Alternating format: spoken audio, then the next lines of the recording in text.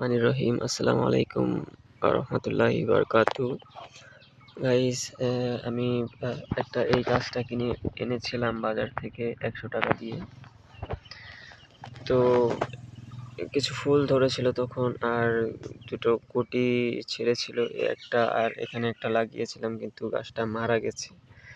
তো এখান থেকে এর আগেও 3টা স্ট্রবেরি আমি তুলে নিয়েছি, কিন্তু তখন ভিডিও করা হয়নি। আর সার বেশি দেওয়ার কারণে এই যে পাতার অবস্থাগুলো খুবই টালমাটাল হয়ে গেছে, আর ওই একটা গাছ মারা গেছে সারের কারণে। তাই সব সময় একেবারে প্রয়োজন মোতাবেক সব খাদ্য দেওয়া উচিত গাছের। তো দেখেন, আজকে একটা স্ট্রবেরি হয়েছে, যে স্ট্রবেরিটা পেকেছে।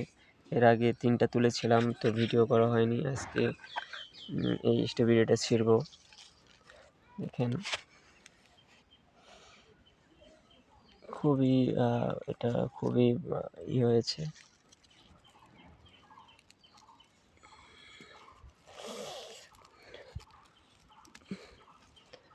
দেখতেই পাচ্ছেন গাইস, এই যে স্ট্রবেরিটা,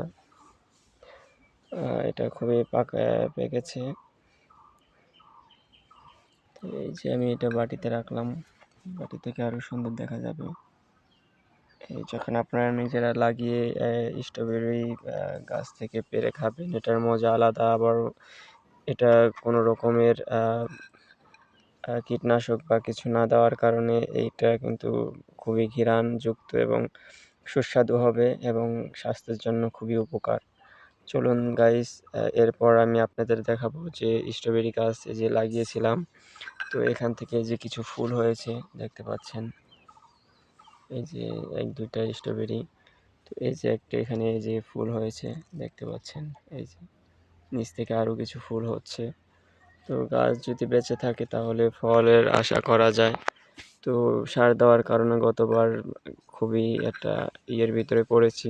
তো গাছগুলোই আপাতত দেখা যায় কিছু কিছু স্ট্রবেরির কয়েকটা ফুল আসার পরেও মারা গেছে। তো চলুন গাইস, এখন দেখাবো মালবেরি আমার গাছের।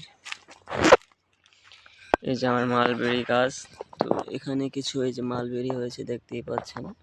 তো এগুলো মোটামুটি ভালোই প্রজাতির মালবেরি। তো আমি এখন ছিঁড়ে দেখাবো। এই যে মালবেরি আমার গাছের কয়েকটা মালবেরি হয়েছে। এটা একটু মনে হয় ছোট জাতের মালবেরি গাছ। এই যে এখান থেকে দুটো মালবেরি গাছের মালবেরি ছিঁড়বো।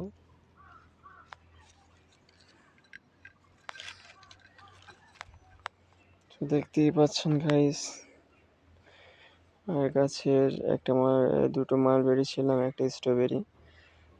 নিজের গাছ লাগিয়ে খেলে যখন আপনারা খাবেন ফল নিজের গাছের, তখন এর মজাটা কিন্তু খুবই আলাদা থাকবে।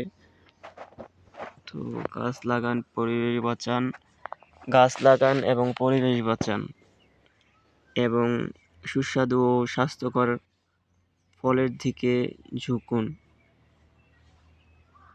যদি নিজেরা লাগিয়ে খান তাহলে অবশ্যই স্বাস্থ্যকর ফল খেতে পারবেন, এবং সম্পূর্ণ ফরমালিন মুক্ত।